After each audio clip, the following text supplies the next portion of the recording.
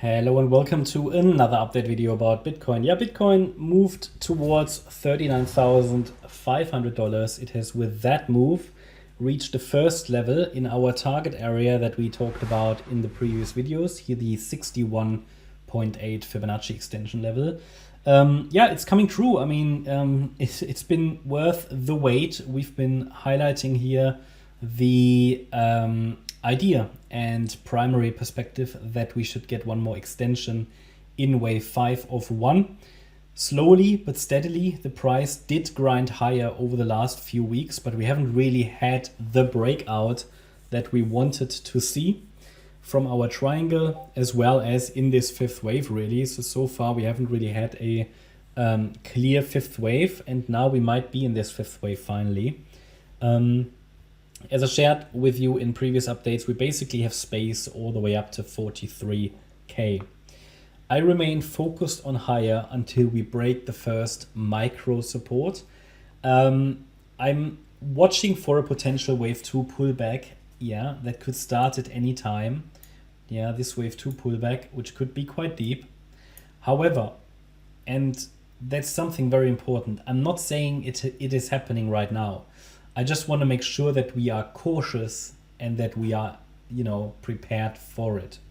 However, it is probably not a good idea, at least, I've learned that over the years, it is probably not a good idea to just assume a pullback is starting. I often see that on crypto Twitter where people say, all right, I expect it to come down now, whatever. Cryptos, they do what they want. They just continue the trend until the end. So what we typically want to do when we know we are in a trend or a strong trend, we want to stay in the trend as long as possible. We want to just track the relevant micro support levels. And as long as those levels are holding, we focus on higher and go with the trend.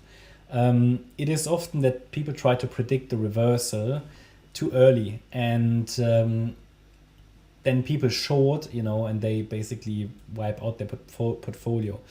I would definitely make sure that I'm not entering a short trade before we haven't broken at least a micro support level.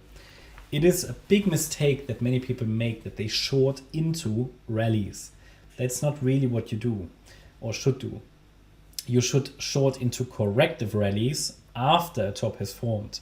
But you don't know that a top has formed until we break at least the first micro support. That's just a bit of a strategy talk here.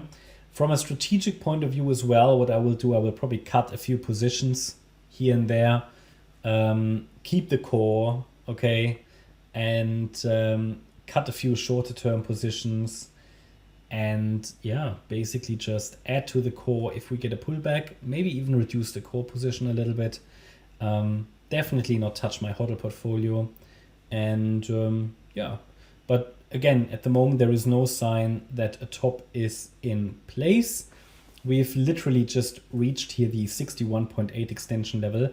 That is the very first target, as I said, for this C wave here. Remember that we talked about this fourth wave, which probably bottomed here on the 14th of November. Then we moved up in an A wave, we had the B wave triangle, and now we are moving up in the C wave. The C wave can basically trigger this entire range between the 61.8 extension level and the 1.618 extension level, between 39,550 and 43,100. Basically 43K is the limit. It shouldn't really go above that level. Doesn't mean it couldn't, well it can, but then I would have to change the wave count and the interpretation has to change. At the moment I see it as likely that we get a reversal here, but again, as long as micro support levels are holding, I would continue to focus on higher. One key level is going to be the 100% extension level. That's at $40,870. So pay attention to that level as well. The next one is 40,124, and then that already mentioned 40,870 level. There are two wave counts I'm observing. The first one is this triangle, which finished here on Thursday, and absolutely against that level we can focus on higher. I don't have a really good view of what this is. in terms of microstructure. But then, we just stay on this larger time frame for now until we have a little bit more clarity. Yeah, I mean, this could be a 1-2, but then the wave 2 would be extremely shallow. So I don't really trust it without further evidence. Bear in mind, the yellow wave count would be some kind of a diagonal pattern here. Would be some kind of a diagonal pattern in which the C wave could be nearly finished. We should then get another wave 4 and a wave 5. So if we get a wave 4 pullback, then the key support level that we want it to hold. Let me just double check something. 1, 2, yeah. Let me just think if I've got this correct. Yeah, ABC. Yeah, okay. So support for the wave 4, we'd have to take the length of the third wave. Okay, so that would be quite deep actually. That doesn't look quite right. Would be a bit too deep. Because we've got the 1, 2, then A, B, C. Yeah, and that would complete the third. Okay, so what we have to expect potentially, if the price comes down from here, that it goes down quite deep potentially, if really a wave 4 plays out, possibly into this region. But because we're dealing with a diagonal to the upside in the yellow count, we have to allow the golden ratio as well.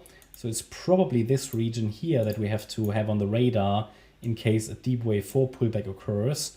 So the yellow count is not the primary, but we would have to give it space actually in this scenario all the way down to 37,120. But it doesn't really look right, to be honest. I don't really trust this. So I'd much rather prefer a little bit further, more direct extension. But yeah, in case we really come down deep, it would be this support area. Below 37,120, I would have to assume that the top has been made. Honestly, already below the 50% FIB level, which is here around 37,600, I would start to lose trust in this further upside movement, okay? You also have to adjust this support area that goes to the left. We don't need that one anymore.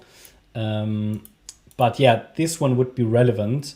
But again, ideally, it doesn't even break below the 50% FIB level. It would indicate some weakness. So what I would prefer is that we push a little higher next, maybe even more directly. And then, yeah, at some point, we will be able to see the exhaustion.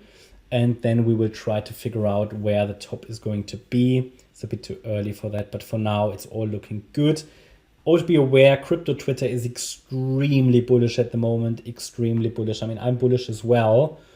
But now that we are obviously moving into the target area, we need to be very mindful that we can start to get some pullbacks at some point. Now that finally this primary scenario is working out and we get this extension into the 41, 42K region. So a little higher should still be on the agenda. That's my update about Bitcoin. I hope you liked the update. If you did, please hit the like button, leave a comment and subscribe. And if you really like the content, then please check out the channel membership. As a member, you get access to Discord and Telegram, our live chat rooms. You get access to a lot of educational content. Also, you get access to the weekly live stream. Tomorrow is the next one at 5 p.m. UTC. And as a gold member, you get access to additional short-term market updates. Thanks a lot for watching. Bye-bye.